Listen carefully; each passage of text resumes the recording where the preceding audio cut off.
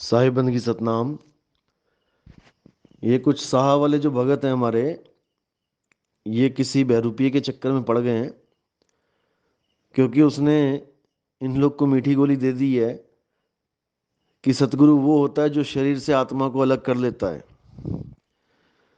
उसकी इस कई बात का इतना प्रभाव हो गया इन लोगों पे कि ये लोग सच मानने लग गए कि ऐसा भी होता है कि शरीर से आत्मा अलग हो जाती है और वही आत्मा कहीं भी ट्रेवल कर सकती है, कहीं भी जा सकती है। दिल्ली जा सकती है, पंजाब चली गई, हिमाचल चली गई, अमेरिका चली गई, कनाडा चली गई, वहां तुमसे जाके बात कर सकती है।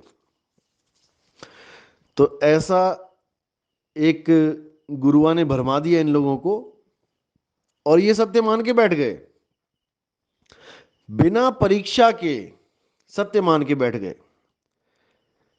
चलो ठीक है, आप सत्य मान के बैठे हो, आपको लगता है ऐसा, ठीक है, अपनी भक्ति करो। जो वो कर सकते हैं वो आप भी करो।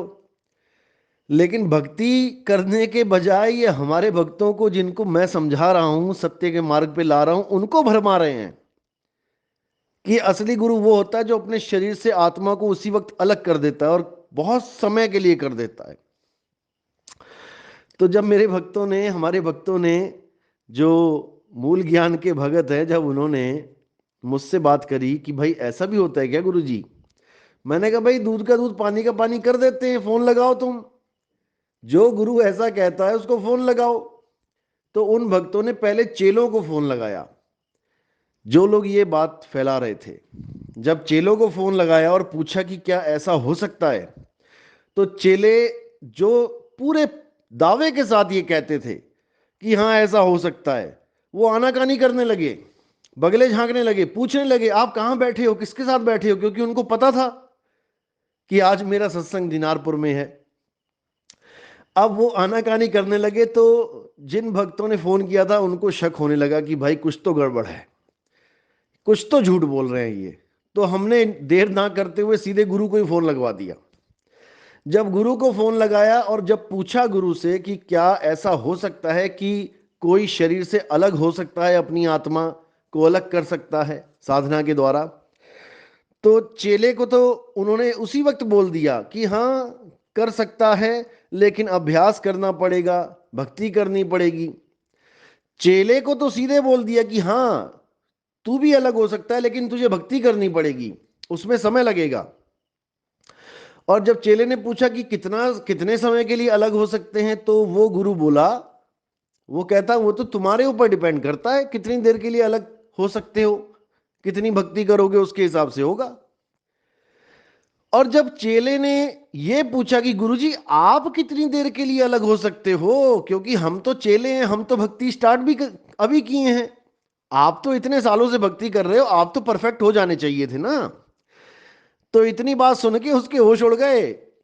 वो कहता यहां आके बात करो, यहां यहां आके बात करो हमारे पास, तब बात करेंगे। अरे भाई वहां आके क्या बात करें, हमें तो तूने यहीं बोल दिया फोन पे कि भाई भक्ति करनी पड़ेगी, समय लगेगा, तो अपनी बात भी बोल दो यहां पे। तुम्हारी हां या ना सुनने के लिए हम तुम्हारे पास दिल्ली आए? वाह रे वाह गुरुआ, बहुत होशियार।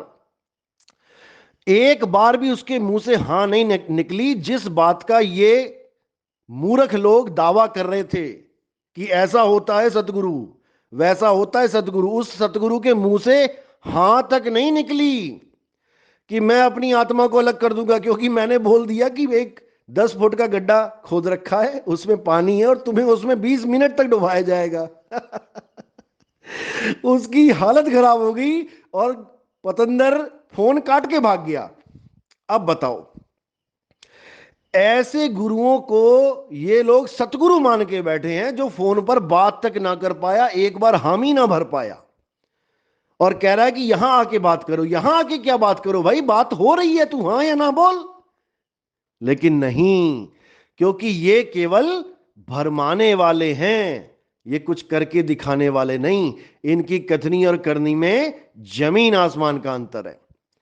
इसलिए उन भक्तों को मैं सावधान करना चाहूंगा जो भगत इसके चक्कर में पड़ गए हैं। आप कहीं भी मुझे बुलाइए, जहां पर भी इसका सत्संग होता है, मैं लेके आऊंगा, एक टब लेके आऊंगा मैं पानी का, जिसमें पूरा आदमी डूब सकता है, और उसको भर के इसको केवल 10 मिनट के लिए उसमें नाक नीचे करके यानी मुंह नीचे करके लेटना होगा। पीठ ऊपर रहेगी और मुंह नीचे रहेगा, केवल 10 मिनट। ये अपनी आत्मा को अलग करके दिखाए, वरना ये बड़ी बड़ी बातें करना छोड़ दे भाई, सत्संग कर, बाणियां खोल। इससे ज्यादा तेरे पास कुछ नहीं है, हमें पता है। तो मैं सबको यही समझाना चाहूंगा, सब गुरु भाइयों को, सब भक्तों को, परमात्मा के जीवों को, कि ऐसे ही किसी के पीछे नहीं लग जाना चाहिए। ऐसे ही किसी को सतगुरु नहीं मान लेना चाहिए। सतगुरु केवल एक है, परमात्मा है। वो चाहे तो बाबा नानक को 3 दिन पानी में डुबो के रखे और उसके बाद भी बाबा नानक जीवित निकल के आए। जब परमात्मा चाहता है तो ऐसा होता है। अगर कोई और दावा करता है कि मैं ये सब कर सकता हूं, तो उसको मैदान छोड़ के भागना पड़ेगा। विचार कर लेना। तो मैं आपका भला चाहता हूं, ऐसे गुरुआ लोगों से सावधान रहें। ऐसे 36 आएंगे, अभी 36, मैंने बोला बरसात हो चुकी है। ये सब मेंढक टर टर करते हुए निकलेंगे अभी, और सब दाव लगाएंगे कि मैं कितने लोगों को मूर्ख बना सकूं। लेकिन अब जनता जाग गई है, अब कोई मूर्ख नहीं बनेगा। साहिब बंदगी, सतनाम।